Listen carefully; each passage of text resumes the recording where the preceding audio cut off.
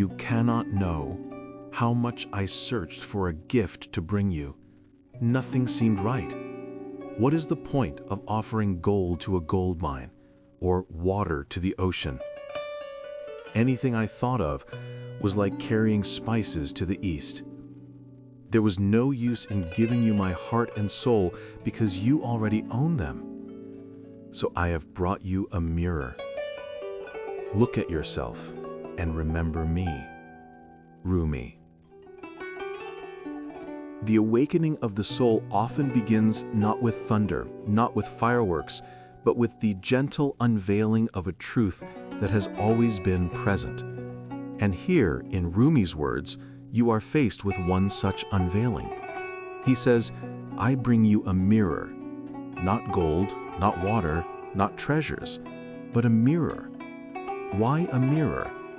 Because everything you seek, everything you long for, is already within you. And the greatest gift anyone can ever give you is the chance to truly see yourself. Pause for a moment. Ask yourself, when was the last time you truly looked into the mirror, not only at your reflection, but at the essence behind your eyes? We spend our days carrying burdens, chasing dreams, protecting masks, but rarely do we dare to face the mirror of the soul. And yet this is where the journey begins. Rumi understood that the lover and the beloved are not separate. When he speaks of bringing a mirror, he is pointing to the truth that within your own being lies the reflection of the divine. You do not need gold, for you are more precious than gold. You do not need water, for you are the ocean itself. What you need is remembrance. Do you feel the depth of this? Imagine someone standing before you saying, I searched the world for a gift, but all I could give you is yourself. That is not emptiness.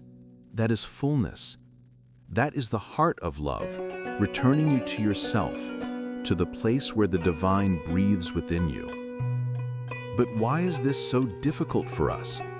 Because we live in a world that constantly teaches us to seek outside.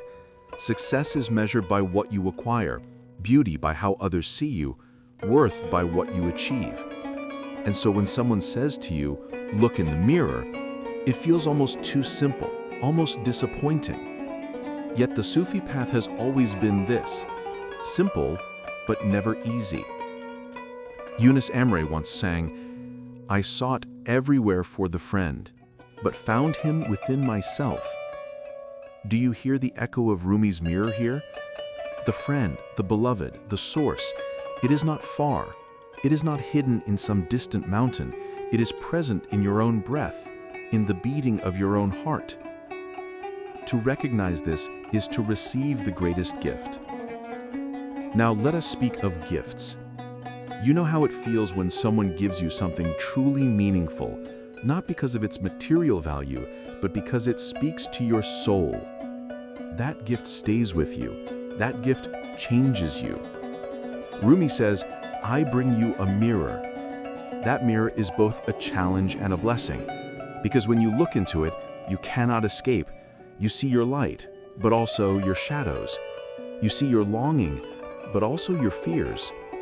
And yet, only by seeing can you begin to transform.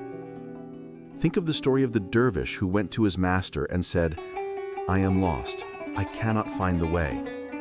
The master did not give him a map or gold or food.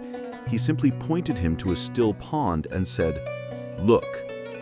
The dervish looked and saw only his reflection. At first he was frustrated. What use is this?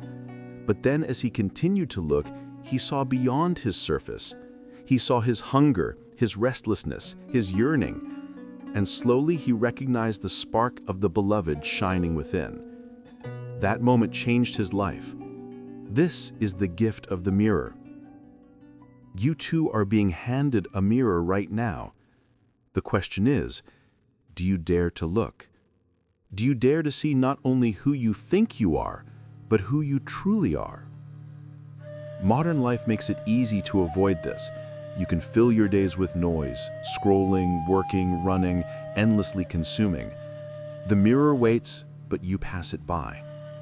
Yet the emptiness you sometimes feel, that quiet ache inside you, is the whisper of the mirror calling. It is saying, stop, look, remember. Rumi writes, look at yourself and remember me. Do you see the beauty here? The mirror not only shows you yourself, it also reminds you of love. Because in Sufi understanding, to see yourself is to see the divine, and to see the divine is to remember love. And so this is not narcissism, this is not vanity, it is the opposite. To look into the mirror of the soul is to see that you are not separate, that your life is woven with the life of the beloved, that your existence itself is a gift. But perhaps you ask, what about my flaws, my mistakes, my wounds? When I look into the mirror, I do not see light. I see the scars of my past, the weight of my failures. What then? Here is where the Sufi heart whispers to you, do not fear the cracks, for it is through the cracks that the light enters. Rumi himself says, the wound is the place where the light enters you. When you look into the mirror and see your brokenness, do not turn away. Stay. Because even your brokenness is holy. Even your scars are doors through which the beloved can touch you. Think of Eunice Emery again, who said, this world is a guest house and I am the guest. The mirror shows you that your sorrows, your joys, your anger, your longing, all are guests. They come and go, but behind them you remain. And that you, that essence, is untouched, radiant, eternal. Now let me speak to you directly. You have been searching. You would not be listening to these words otherwise. Perhaps you have tried many paths, many distractions, many promises of happiness. Yet here you are, listening to Rumi's voice across centuries, telling you, look at yourself and remember me. What does this mean for you today? It means stop looking outside for the gift. It means stop measuring yourself by the world's standards. It means turn inward. Your own soul is enough. Your own heart is vast. The treasure you seek is not hidden in another person, not locked in some faraway land. It is here, now, in you. Does this scare you? It should not, for it is the most comforting truth. You are not lacking. You are not empty. You are already whole. The mirror only reminds you of what has always been true. Still, the journey is not without struggle. Looking into the mirror is painful at times. You will see your ego, your fears, your illusions. You will see how often you forgot yourself, how often you chased shadows. But do not despair. This too is part of the gift, because every time you recognize a shadow, you bring light to it. Every time you face your fear, you free yourself a little more. Rumi's mirror is not a cold glass, it is alive. It reflects not just your face, but your soul. And the more you dare to look, the more it shines. So I ask you now, when you close your eyes tonight, will you dare to hold this mirror in your heart? Will you dare to see yourself, not with judgment, but with love? Because when you do, you will find that the one looking back at you is not a stranger. It is the friend. It is love itself. And once you see this, everything changes. Your relationships, your struggles, your work, even your pain, they all become reflections of the same mirror. You no longer run away. You no longer hide. You live awake. The mirror Rumi speaks of is not made of glass. It is not the kind you hang on a wall and glance at quickly before leaving the house.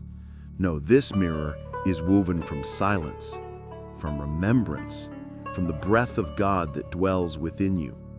It is polished not by hands, but by surrender. Every act of humility, every tear shed in prayer, every moment when you let go of pride, these are the cloths that polish the mirror of the heart. And the clearer the mirror becomes, the more it reflects the beloved. But here's the paradox. You are both the one who looks into the mirror and the one who is reflected there. You are both the seeker and the sought, the lover and the beloved. When Rumi says, "Look at yourself and remember me," he is whispering that by seeing yourself clearly, you are in fact remembering the divine presence that animates you. And in remembering that, you remember him and all who walk this path before you. Think of it this way. When you stand before a mirror, you cannot deny your reflection. Even if you close your eyes, the reflection remains. In the same way, even if you forget the divine does not forget you. Your reflection is always there, waiting for you to open your eyes. This truth can feel overwhelming, because what if you do not like what you see? What if you have lived years running from yourself, hiding in distractions, burying your pain? Then the mirror may feel like a punishment, but it is not. It is mercy. The mirror is the place where you are invited to begin again. Remember the story of the man who went to Yunus Emre, burdened with guilt. He said, "I have sinned too much. There is no hope for me." Yunus Emre looked at him with compassion and replied, "Even if you have burned the house of your life, the foundation remains. Build again." The mirror shows you the ashes, yes, but it also shows you the foundation. It whispers, "You can begin anew." In modern life, the mirror is often avoided. We hide behind screens, filters, curated images of ourselves. We show the world what we think will be admired, but inside, we feel hollow. Do you know this feeling? That quiet sadness after scrolling endlessly? That sense of comparison that leaves you emptier than before? That is the absence of the true mirror. You are showing yourself to others, but not to yourself. And without seeing yourself, you cannot remember. Rumi's wisdom is more urgent today than ever, because the mirror is not only personal, it is also collective. Humanity, too, must look at itself. Our wars, our greed, our endless hunger for more, they are symptoms of forgetting who we truly are. The Sufi path does not escape the world, it transforms it, by first transforming the heart. When you see yourself clearly, you begin to live differently. You love more deeply, you forgive more easily, you walk more gently upon the earth. Let me share another story. Once a dervish was asked, "What is the most dangerous thing on the path?" He replied, "To forget yourself." The questioner was puzzled, but isn't forgetting the self the goal? The dervish smiled. No, forgetting the ego, yes, but forgetting the soul, that is death before death. This is why the mirror is vital. Without it, you risk forgetting your own soul. And when you forget your soul, you cannot recognize the beloved. So how do you use this mirror? You begin with honesty. When you pray, when you sit in silence, when you whisper your secrets to God, do not pretend. Do not polish your words. Bring your truth, raw and trembling. Say, "This is who I am." The mirror does not demand perfection. It only asks for presence. And in that presence, transformation happens. Rumi often spoke of love as fire. He said love is the bridge between you and everything. The mirror is what shows you that fire. Sometimes it burns, but it also illuminates. Without it, you remain in the dark. With it, you see not only yourself, but the world in a new light. Think of the times you have looked into the eyes of someone who truly loved you. Do you remember how it felt? As if they were seeing not just your face, but your essence. That is the experience of the mirror. Except here, the one who sees and the one who is seen are both you. It is a sacred recognition. I am loved, I am held, I am not separate. Still, you may resist. The ego fears the mirror because the mirror dissolves illusions. It shows you that your titles, your possessions, your masks, they are not who you are. And if you have built your life upon them, then yes, the mirror will feel like death. But it is a sweet death, the death of illusion. What remains is real, unshakable, eternal. There's a Turkish saying from the dervishes, "He who knows himself knows his Lord." This is not philosophy, it is direct experience. The mirror is the tool by which you come to know yourself. And in knowing yourself, you begin to taste the infinite. Now, imagine yourself standing before that mirror tonight. You see your reflection. At first, only the surface, your face, your expression. But then, slowly, you see deeper. You see your longing, your wounds, your hope. And then, deeper still, you see a light, quiet but steady. That light has been with you since the beginning. It will never leave you. That light is the remembrance Rumi speaks of. That light is what makes you say, "I am more than this body, more than this story. I am part of the beloved." Do you feel it? Even now, as you listen, the mirror is here. This moment is a mirror. These words are a mirror. And what you feel stirring in your heart, that is you remembering. So let me ask you, what gift will you give yourself? Will you continue bringing gold to gold mines, water to oceans, distractions to an already weary soul? Or will you give yourself the gift of honesty, of presence, of seeing? Because once you accept the mirror, you carry it everywhere. Every encounter, every sorrow, every joy becomes a reflection. Life itself becomes your teacher. And this is why Rumi ends with such tenderness. Look at yourself and remember me. He is saying, every time you turn inward, every time you touch the truth within, you are also touching him and all who came before him. You are never alone. This path is crowded with lovers, each holding their mirrors, each reflecting the same beloved. Now, as we come to the close of this reflection, I want to speak directly to you once more. If you are listening and you feel a stirring in your heart, do not ignore it. That stirring is your soul knocking on the door. That is the beginning of remembrance. Do not wait for tomorrow. Tonight, find a quiet moment. Sit, breathe, and hold the mirror of your heart. Say to yourself, I am here. I see. I remember. And if you feel resistance, if you feel fear, whisper Rumi's words. The wound is the place where the light enters you. Let the light enter. Even a small crack is enough for the whole sun to pour in. You are not empty. You are not lost. You are the mirror and the reflection, the seeker and the sought. And the gift you have been waiting for is already yours. So I invite you now, if these words touched something in you, to share it. Write in the comments, I dare to look into the mirror of my soul. Let this be your declaration, your first step. And if this journey nourishes you, if you feel less alone listening here, then stay with us. Subscribe to this channel, not as a formality, but as a way of saying, I walk this path too. I am not alone, because truly, you are not. And remember, the mirror does not disappear when you close this video.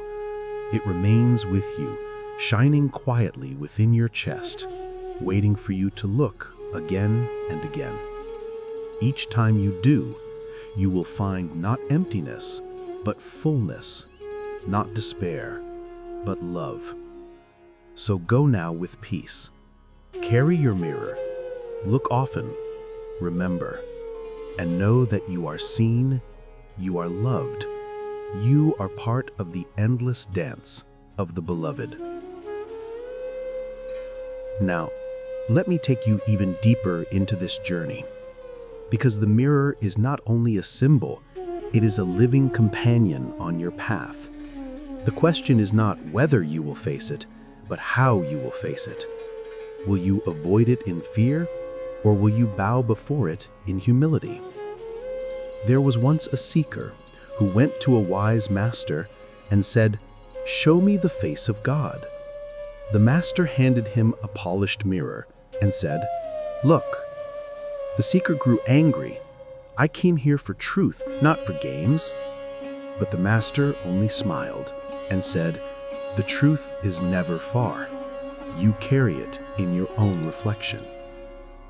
Days later, when the seeker finally gazed with an open heart, he wept, for he realized that God had been staring at him through his own eyes all along. This story is not about someone else, it is about you. Every time you dare to meet your own gaze with honesty, you are touching the face of the divine. Yet how often do we avoid this gaze? Think of how many times you have felt restless, chasing one distraction after another: food, entertainment, work, endless scrolling, just to avoid that quiet space where the mirror waits. The world today is built on avoidance. Endless noise fills the silence, so you never have to sit with yourself. But in running from the mirror, you also run from the very gift your soul craves. Sufis have always embraced silence as a doorway. Yunus Emre once said, "The one who knows silence knows speech," because true words come only from the mirror of a still heart. In your life, when was the last time you allowed silence to speak? Silence itself is a mirror. In silence, your soul whispers truths that noise cannot cover forever. I tell you this, do not be afraid of silence. It may feel empty at first, but soon you will hear the soft pulse of your own being, and in that pulse, the remembrance of the beloved. Now, let us consider the mirror not only for the self, but for relationships. How often do we long for others to see us, to understand us, to affirm us? But if we do not see ourselves, how can their vision satisfy us? Rumi reminds you, until you look into your own mirror, no amount of praise or love from others will ever feel enough. But once you do, their love becomes a gift rather than a need, a joy rather than a dependency. Even pain changes in the mirror. Perhaps you carry grief, perhaps betrayal, perhaps the weight of dreams unfulfilled. In the mirror, you see that this too has shaped you, polished you, prepared you. Remember the pearl. It is born only because an oyster endured irritation, transforming it into beauty. Your pain, seen through the mirror of love, becomes a pearl. And what of joy? Joy too must be seen in the mirror so that it does not pass unnoticed. So many people are surrounded by blessings, but are blind to them because they never stop to look. The mirror teaches gratitude. When you look, you see every breath is a gift, every sunrise a miracle, every friendship a reflection of the beloved's kindness. Do not wait for extraordinary moments to use the mirror. Let it be present in the ordinary. Washing dishes, walking to work, speaking with a friend, all can become reflections if you remember. The Prophet Muhammad, peace be upon him, said, "He who knows himself knows his Lord." This is not limited to prayer mats and mosques. It is life itself, every breath, every glance. Perhaps you wonder, how can I carry this mirror when life is so heavy? How can I remember when the world demands so much of me? Here is the secret. The mirror is not heavy. It is lighter than air. What is heavy is pretending to be who you are not, carrying masks that do not fit. When you look into the mirror and accept your true self, you put those masks down. And suddenly, even in difficulty, you feel free. Imagine walking through your day not as someone who must prove, achieve, compete, but as someone who is already whole. This is what the mirror offers. This is why it is the greatest gift. And so, my friend, as you hear these words, I ask you to take them into your heart. Tonight or tomorrow or whenever your soul calls, sit quietly. Imagine Rumi himself handing you a mirror. Look into it. Do not rush. Do not judge. Simply look. And when you do, whisper, I remember.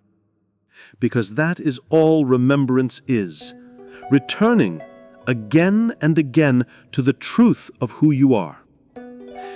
Now, before we end, I want you to reflect on this. If you had to give yourself a gift today, what would it be? Would you offer yourself more noise, more distraction, more weight to carry?